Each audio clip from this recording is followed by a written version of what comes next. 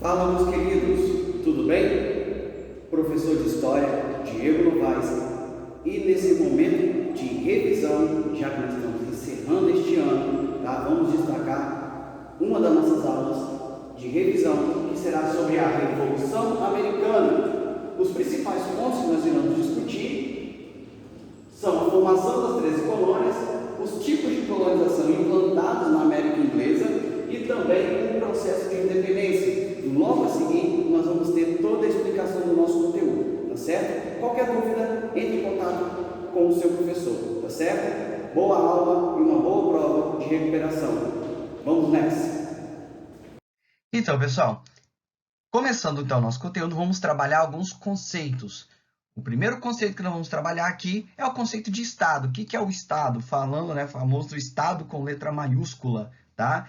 O Estado com letra maiúscula é a organização política que determina as regras e as leis, tá? Que governa, tá, a sociedade. No caso do Brasil, isso seria um Estado que possui uma Constituição Federal, por exemplo, tá? O Estado brasileiro. Quando eu me refiro ao Estado brasileiro, estou me referindo ao governo brasileiro, que determina o quê? As regras e as leis para o convívio social, tá certo? Outro ponto é o país. O país é a delimitação geográfica, ou seja, é a área, tá, onde convive um determinado número de pessoas, tá certo?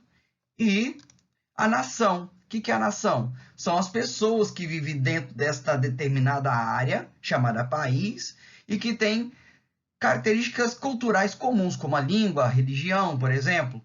Tá? Isso forma uma nação. É como nós entendemos o seguinte: muita gente confunde, que acha que Estado, país e nação são a mesma coisa, têm o mesmo significado. Não tem o mesmo significado. Tá? O Estado, como recapitulando aqui, Estado é o governo, tá? Por exemplo, o governo brasileiro é aquele que determina as regras e as leis e organiza a sociedade através dessas regras e das leis. O país é a área delimitada geograficamente, é o território, e a nação são um conjunto de pessoas que têm aspectos culturais comuns, como a língua, a religião, e que vivem dentro desta mesma área, chamada país, e que estão sujeitos ao governo, tá? Que determina as regras e as leis. No caso, o governo é o Estado. Beleza? Então, bora. Próximo slide. Então, pessoal, para nós começarmos aqui, vamos falar, né, da colonização da América do Norte. Tá? Em aulas anteriores, nós já vimos, né, sobre a colonização da América Portuguesa e América Espanhola. Então, vamos falar agora da colonização da América do Norte. Um ponto importante dentro dessa questão é que lá no Tratado de Tordesilhas, assinado em 1494, a América ela havia sido dividida entre dois países, Portugal e Espanha, lá no Tratado de Tordesilhas. Só que outras potências, como Inglaterra, França e Holanda, nunca concordaram com esse tratado. E entre os séculos XVI e XVII, iniciaram o processo de colonização em outras áreas da América do Norte, que não haviam sido ocupadas por Espanha e Portugal. Então, no caso da Inglaterra, a colonização inglesa na América do Norte, ela teve início entre os séculos XVI e XVII. E essa região da América do Norte, não só a América do Norte, mas em toda a América, era habitada por vários povos indígenas, que apresentavam, claro, uma grande diversidade cultural. Nós vamos falar, né, disso mais adiante.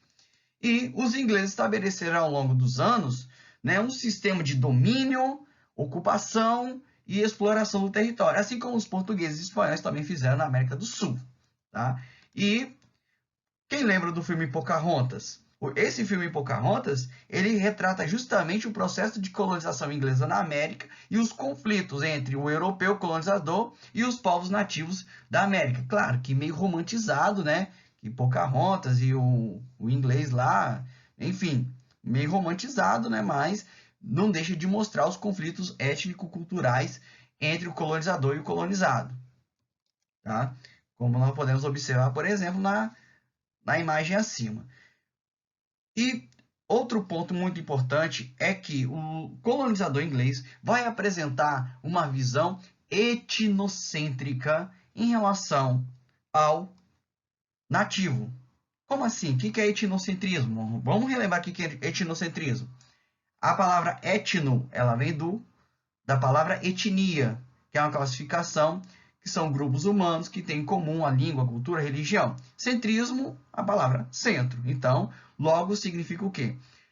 Quando um grupo coloca sua língua, sua cultura, sua religião como superior e inferioriza, desconhece aquilo que é diferente da sua cultura. Então, a dominação europeia na América, ela vai ser marcada por essas relações etnocêntricas, em que o colonizador coloca sua cultura, o seu modo de vida como o certo e despreza o modo de vida dos povos nativos da América.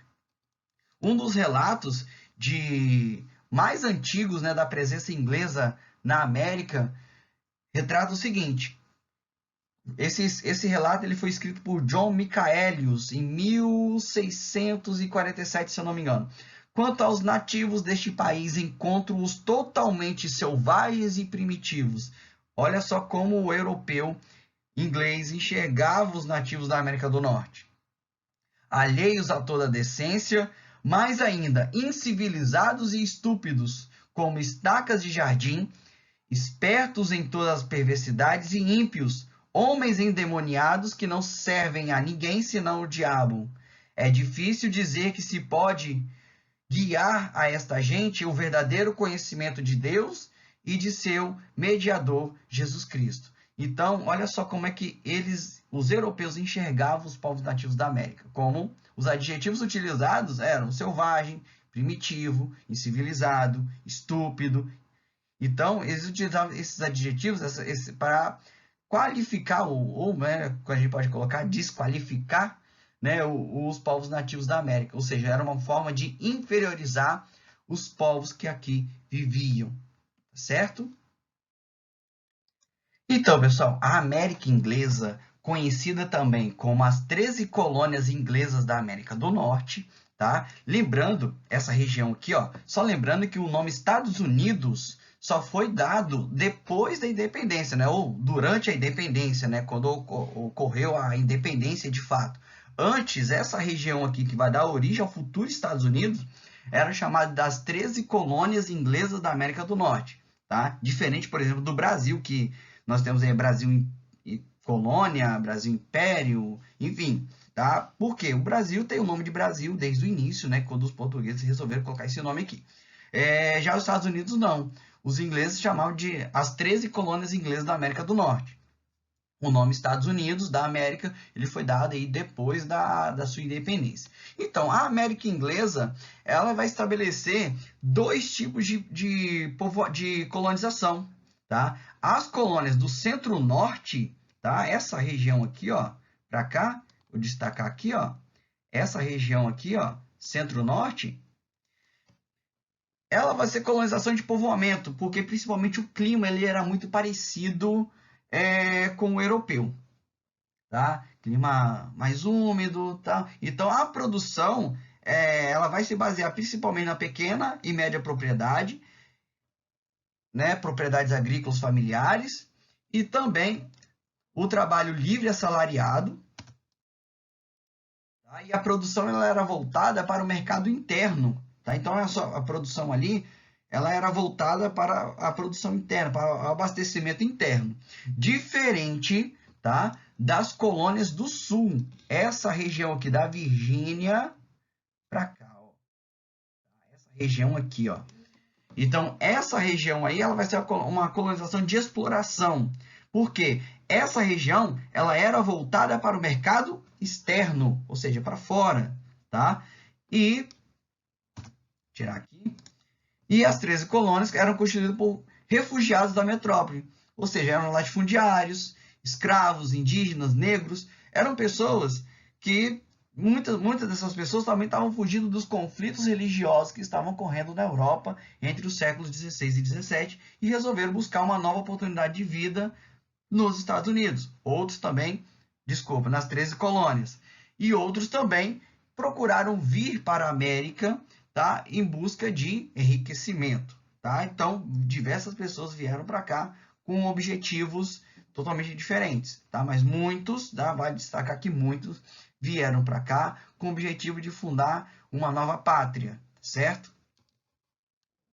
Então, pessoal, Ao contrário das colônias de Portugal e Espanha, onde a presença do colonizador ela foi mais maciça, a Inglaterra ela não teve um papel tão decisivo na América do Norte, porque as colônias nessa região elas tinham uma certa autonomia. Além disso, né, o chamado Novo Mundo permitia maior liberdade de culto e tolerava pessoas indesejadas da metrópole, como os desempregados, os miseráveis e os sentenciados. Então era esse tipo de gente que vinha aqui para a América, tá? Então a maioria dos colonos, né, como eu já abordei, a maioria dos colonos ela era atraída pela possibilidade de desfrutar de terras e da chamada liberdade, tá? Então, e também no intuito de formar uma nova pátria, né, de um novo lar, de obter um novo lar, e também alguns que vinham em busca de enriquecimento fácil.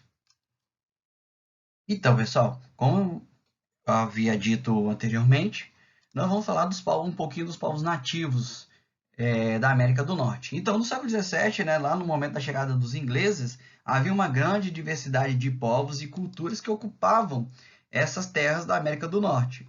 Olha, mulher Cherokee, homem Sioux, casal Apache, casal Chinooks, tá? Homem de Iowas. Então, olha só, a América do Norte ela apresentava essa grande diversidade cultural, só que essa diversidade cultural ela nunca foi reconhecida pelos ingleses no momento da ocupação dessas terras.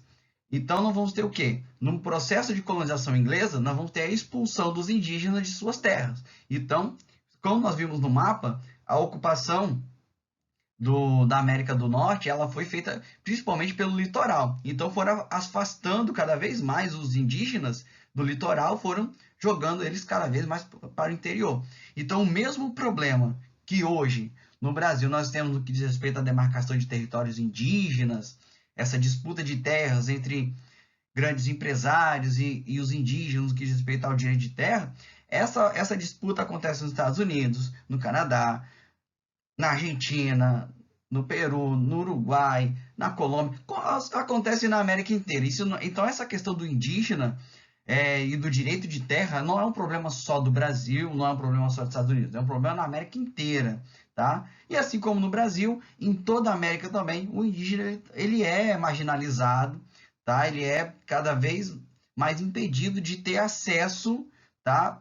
à sua própria cultura e de preservar a sua cultura. E isso vem desde o processo de colonização europeia, isso não só nos Estados Unidos, mas também em toda a América. Então, todo esse processo de colonização, ele foi refletindo, ele foi reprimindo o indígena de praticar sua cultura. E os indígenas precisam, é claro, do espaço para poder preservar a sua etnia e também para a preservação da sua cultura. Só que muitas vezes acontece essa questão dessa disputa de terras, tá certo? Então, os indígenas aí durante o século XVII apresentavam essa grande diversidade cultural, tá?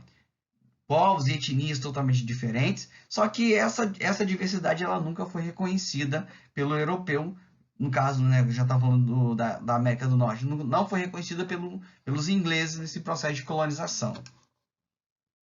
Então, pessoal, como nós, né, já havia dito, a Inglaterra ela não interferia, ela não tinha um papel tão decisivo no processo de colonização inglesa na América do Norte. Isso fez com que a região, né, as 13 colônias, elas tivessem uma certa independência econômica, tá? Uma certa liberdade comercial em relação à metrópole, formando assim o chamado comércio triangular. Como assim? Como nós podemos observar aqui, ó, o formato, tá? No norte se produziam embarcações, tá? Que viajavam até as Antilhas Inglesas, essa região aqui, ó, tá? Essa região aqui. Depois, nas Antilhas compravam cana-de-açúcar e melaço para fabricação de rum. E com o rum obtinha-se escravos na África, tá? Aqui, na Costa do Marfim, na Costa do Ouro aqui, essa região, que eram vendidos, tá? Esses escravos, então, eram vendidos para cá, na América do Norte, tá? Nas 13 colônias. Então, nós podemos entender como funcionava esse comércio. Então, essa relação entre a Inglaterra aqui em cima, tá? A Inglaterra aqui, E as colônias eram de interdependência. Então, o pacto colonial, como nós podemos colocar, ele era mais frouxo, né? Diferente da América Portuguesa e Espanhola, onde o pacto colonial, aquela dependência da colônia, da metrópole, ela era mais rígida, algo que não era na colonização inglesa. Então, esse pacto colonial ele era mais frouxo, então, devido a esse pacto colonial mais frouxo, as colônias da América do Norte elas tinham uma certa liberdade comercial para poder comercializar com outras regiões. Então, pessoal, assim como na América Portuguesa e na América Espanhola, na América Inglesa nós vamos ter também a utilização da mão de obra do negro. Tá? Em 1619 chega na região da Virgínia o primeiro navio com escravizados para trabalharem na América do Norte, tá? Como nós podemos observar na gravura. E estima-se que entre 1690 e 1860, cerca de 400 mil pessoas foram levadas de modo forçado para trabalharem na América do Norte, principalmente, né, na região sul, né, das 13 colônias que utilizava de maneira maciça a mão de obra escrava. Tá? Na região do centro-norte, que era de povoamento, predominava a mão de obra livre e assalariada. E olha só, a grande maioria dos escravizados, eles foram inseridos nas fazendas de produção para o mercado externo, na região sul, nos plantations. O que eram esses plantations? Esse sistema plantation, ele estava ligado ao sistema que chamamos de tripé colonial. O que é esse tripé colonial? Ele se baseava em 3 bases, que eram os latifúndios, ou seja, as grandes propriedades de terras, tá? No sistema monocultor, ou seja, produção de um único gênero agrícola em larga escala, ou seja, em grandes quantidades, com a utilização da mão de obra escrava, ou seja, o sistema escravagista. Então, esse era o tripé colonial, tá? Que sustentava o sistema plantation. Beleza? Então, bora continuar que a gente já está acabando. E olha só, assim como no Brasil, não só no Brasil, mas em toda a América, houve o negro, enquanto escravo, ele resistiu à escravidão, na América Inglesa, né, nas 13 colônias inglesas, também vai haver essa resistência. E quais eram as principais formas de resistência? Nós vamos ter a manutenção de seus costumes, e até hoje nós temos a influência da cultura americana, da cultura africana, no surgimento de novos elementos culturais existentes na atualidade nos Estados Unidos, ou seja, a cultura afro, ela permaneceu, não só permaneceu, mas também ela modificou, ela acrescentou, né, na verdade, hábitos e costumes no cotidiano do norte-americano, no chamado estadunidense. Então, nós vamos ter, a partir da influência afro, o surgimento do blues, do jazz, do hip hop e vários outros ritmos também de origem norte-americana que tem essa influência da cultura afro, beleza? Então, nós temos a influência da cultura afro na cultura norte-americana, na cultura estadunidense, assim como nós temos a influência da cultura afro no Brasil, no nosso cotidiano. Nós temos vários elementos da cultura afro no nosso dia a dia, em vários aspectos culturais da nossa sociedade, na música, na dança, na língua, em vários aspectos, beleza? Então, vale lembrar que na aula anterior nós vimos que por volta do século XVII inicia-se o processo de colonização na América Inglesa, lá na América do Norte, né? Onde nós vamos ter a formação das 13 colônias inglesas na América do Norte. Lembrando que o nome Estados Unidos ele só vai ser dado após a independência. Então, antes essa região, que futuramente viria a ser os Estados Unidos, era chamada de as 13 colônias inglesas na América do Norte. No século XVIII, nós vamos ter uma série de conflitos entre ingleses e colonos que vão acabar levando o processo de independência dos Estados Unidos, também conhecido como Revolução Americana. E o que nós vamos ver aqui hoje, nessa videoaula, é como se deu esse processo, como se deu esse conflito, né? Como ocorreu esse conflito entre ingleses e colonos e que acabou culminando na formação dos Estados Unidos da América. Olha só, o pontapé inicial para o processo de independência dos Estados Unidos vai ser justamente a Guerra dos 7 Anos, que durou entre 1756 e 1763. Ah, mas o que foi a Guerra dos 7 Anos? foi uma guerra entre Inglaterra e França disputando territórios na América. Então essa disputa territorial entre potências europeias na América vai enfraquecer relações, levando então esse processo aí de independência, ele vai gerar insatisfação dos colonos e vai levar esse processo de independência. Então vamos ter esse conflito, essa guerra entre Inglaterra e França. E aí nós vamos ter vitória inglesa, tá? Nesse conflito aí disputando. Inclusive nós podemos observar o seguinte, o Canadá. O Canadá tem duas línguas oficiais, que é o inglês e o francês. Era justamente essa região do Canadá que foi o alvo de disputa entre Inglaterra e França. Aí nós vamos ter vitória inglesa. Mas só que apesar da vitória inglesa, tá? A Inglaterra saiu prejudicada economicamente porque teve que investir bastante na guerra contra a França. E como forma de tentar reaver esse investimento, ela começa então a apertar os laços coloniais e o aperto desses laços coloniais vai gerar insatisfação dos colonos. Como eu falo, o que eu quero dizer com apertar os laços coloniais? Vamos lembrar que na aula anterior, as colônias, as 13 colônias inglesas, elas tinham uma certa autonomia, tá? Política e econômica em relação à metrópole. Quando me refiro à metrópole, estou me referindo à Inglaterra, para comercializar com outras regiões. Aí nós vamos relembrar do comércio triangular. Elas tinham então essa certa autonomia de comercializar e de se organizar politicamente. Então, após a Guerra dos 7 Anos, a Inglaterra ela começa a apertar esse laço. Antes o laço era mais frouxo. Agora ela começa a apertar esses laços coloniais através de medidas políticas e também através dos impostos que serão cobrados, que nós vamos ver aí no nosso próximo slide. Então, nós vamos ter, né, devido ao aperto desse laço entre a metrópole e a colônia, nós vamos ter uma série de insatisfações dos colonos, tá? E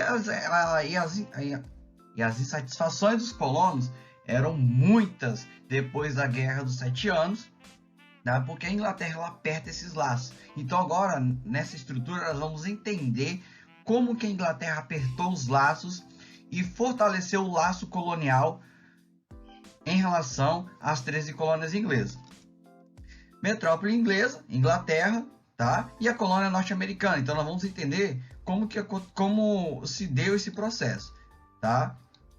Primeiro, manteve uma força militar permanente e estabeleceu a primeira lei, que foi a lei da hospedagem. Os colonos ingleses eram obrigados a dar hospedagem à força militar. Lembrando que após a Guerra dos 7 Anos, tropas inglesas tiveram que ficar nessa região para poder impedir resistência francesa.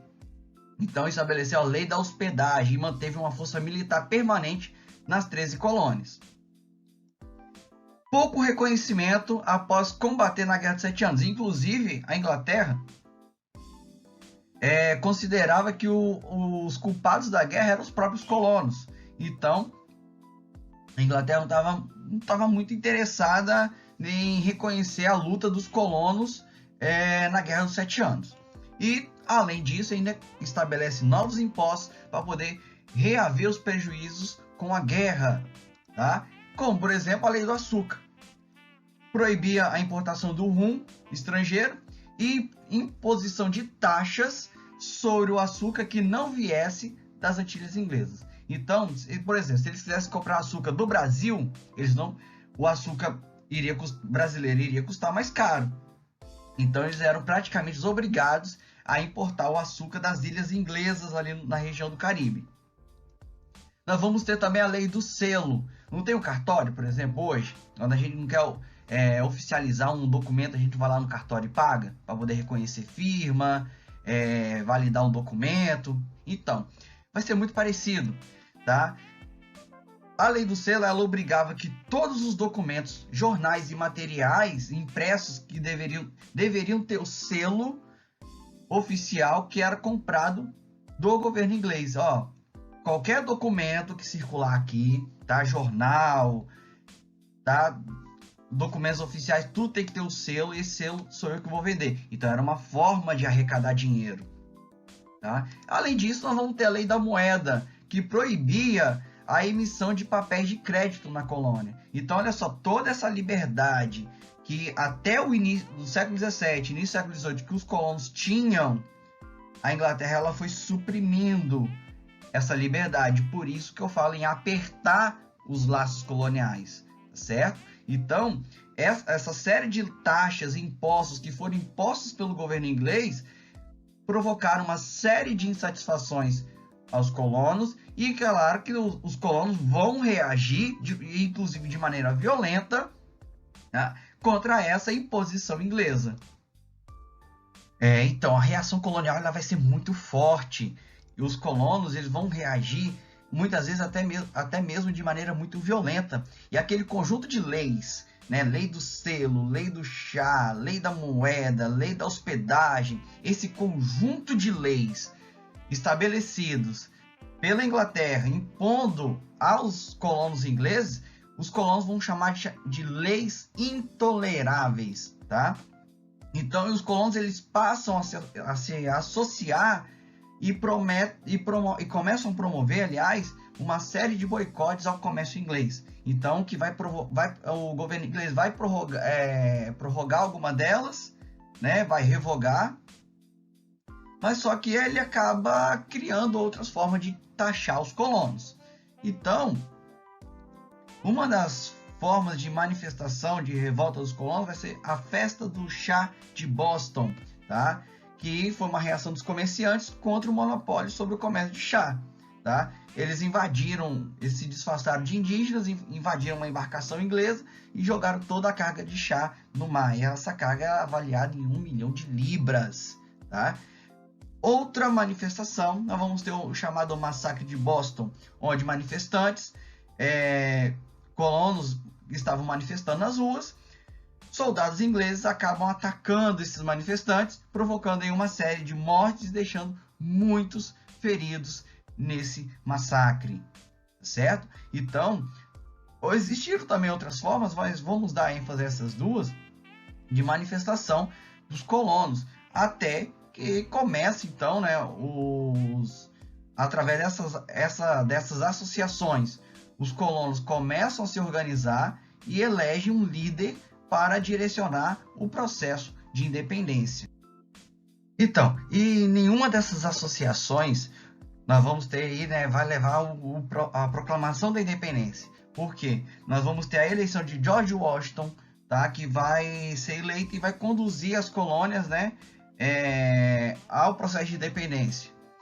E nós vamos ter duas reuniões, né, dois congressos, que foi o Congresso da Filadélfia, que ocorreu em 1774 e 1775. E em 1776, os portos, né, das colônias, das 13 colônias inglesas, foram abertos a todas as nações, decretando, né, terminando com o monopólio inglês. E em 4 de julho, o Congresso adotou a Declaração de Independência escrita por Thomas Jefferson, surgindo então um novo país, esse novo país chamado de Estados Unidos. E essa aqui é a primeira bandeira dos Estados Unidos, tá? Percebam que aqui a quantidade de estrelas ela é referente à quantidade de estados. No caso, no primeiro momento, os Estados Unidos tinham 13 estados. Então, a bandeira aqui, vocês podem até contar depois, tinham 13 estrelas, cada estrela representando um estado. Mas olha só, a Inglaterra ela não aceita de boa essa independência das suas colônias, não. Tanto é que nós vamos ter várias guerras de independência entre formado agora Estados Unidos e os ingleses, tá? Essas guerras duram 6 anos, de 1776, tá, em diante. E em 1783, a Inglaterra assina o Tratado de Paris, reconhecendo a independência dos Estados Unidos. Só uma coisa que é muito importante é que nessas guerras de independência, se os colonos estivessem sozinhos para lutar contra a Inglaterra, provavelmente os colonos ingleses não venceriam. Porém, os colonos ingleses teve a ajuda de um país muito importante nesse processo e que ajudou o recém-país, né, que se formou na América, que vai ser os franceses. Ah, mas o que a França tem a ver com isso? Cara, muita coisa. Lembram lá da Guerra dos 7 Anos, que a França perdeu para a Inglaterra? Pois é, a França encontrou a oportunidade de se vingar da Inglaterra, então ajudou os Estados Unidos, tá, na luta contra os ingleses. E, inclusive, foi a responsável de intermediar as negociações para o reconhecimento da independência dos Estados Unidos entre os agora estadunidenses e os ingleses, através do Tratado de Paris, que foi assinado em 1783. Então, e nesse processo de proclamação da independência e o surgimento dos Estados Unidos, nós vamos ter a aprovação da Constituição dos Estados Unidos em 1787, a primeira Constituição norte-americana. E essa Constituição, ela vai ser inspirada nas ideias iluministas que nós estudamos lá atrás, né? Falando sobre os conceitos do iluminismo, defesa dos ideais de igualdade, de liberdade, enfim. Os Estados Unidos, ele se torna, né, o primeiro país do mundo a adotar um regime republicano inspirado, né, nas ideias iluministas, com 3 poderes. Tá? Lembra lá de Montesquieu, que propôs a teoria dos 3 poderes, né? Propondo a criação do poder executivo, legislativo e judiciário, e eram poderes independentes entre si. Então esse é um dos pontos mais claros da influência iluminista nesse processo de independência dos Estados Unidos e também na formação da sua Constituição. E a Confederação foi adotada pelo país, mas ainda deixava a desejar em funções da dificuldade para manter a unidade, devido aos conflitos que queriam formar outros países, mas no final conseguiram manter essa unidade. Tá? Na Convenção da Filadélfia, aquela que nós vimos lá atrás, determinou-se a criação de um governo central e do cargo de presidente da República. Tá? Como eu disse, os Estados Unidos vai ser o primeiro país do mundo a adotar um sistema republicano de governo, tá? Inspirado nessas ideias iluministas. Tá? E esse novo sistema de governo adotado pelos estadunidenses ficou conhecido como federalismo. Tá? Então, todo país que se forma, ele precisa organizar um governo. Como nós vimos, com a independência dos Estados Unidos, os estadunidenses vão proclamar, né, vão promulgar uma Constituição. E o início dessa Constituição, ela diz bem assim: nós, o povo dos Estados Unidos, a fim de formar a comunhão mais perfeita, estabelecer a justiça, assegurar a tranquilidade interna, promover a defesa comum, promover o bem-estar geral e garantir para nós e para os nossos descendentes os benefícios da liberdade. Promulgamos e estabelecemos essa Constituição para os Estados Unidos da América. E o artigo 1, seção 1, todos os poderes legislativos conferidos por essa Constituição serão confiados a um Congresso dos Estados Unidos, composto de um Senado e de uma Câmara de Representantes. Então está bem claro todo o ideal iluminista, a influência das ideias iluministas na Constituição norte-americana. E nessa Constituição dos Estados Unidos ficou estabelecido a garantia à propriedade privada, que era, claro, de interesse da burguesia. Aí vem uma questão muito polêmica. Falava-se em liberdade, né, mas manteve-se a escravidão.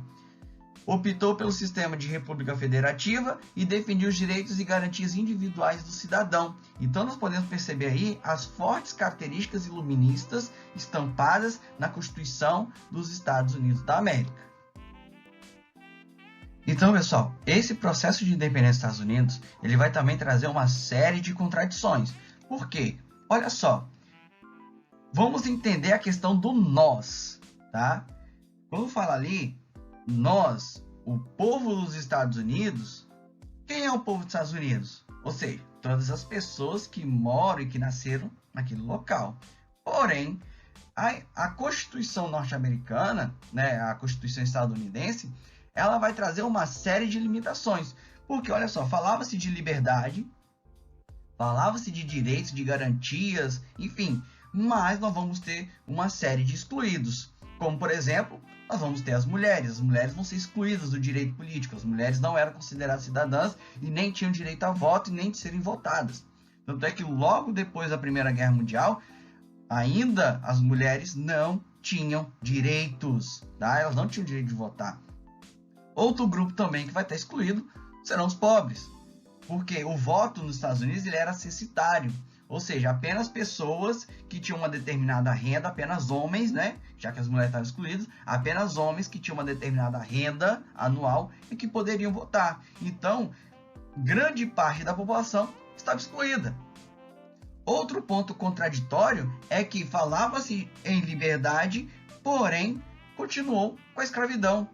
Tá? Claro, atender aos interesses dos grandes latifundiários, manteve-se o trabalho escravo. Então não era todo mundo livre.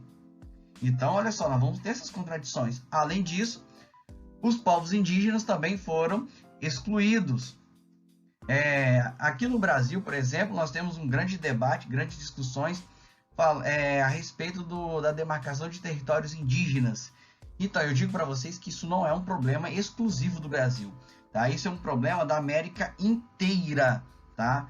Em todos os países, os indígenas continuam sendo marginalizados, continuam tendo seus direitos retirados e não respeitados. Tá? Então, a disputa de terras, tá, dos territórios indígenas, das áreas indígenas, não é um problema só do Brasil, também é um problema dos Estados Unidos, que é o nosso objeto aí de estudo. Então, existe essa briga, né, entre os povos indígenas estadunidenses e empresários e até mesmo o próprio governo no que diz respeito à demarcação destas áreas. Então nós podemos entender que 85% da população estadunidense, na época da independência e formação dos Estados Unidos, ela foi excluída do direito político.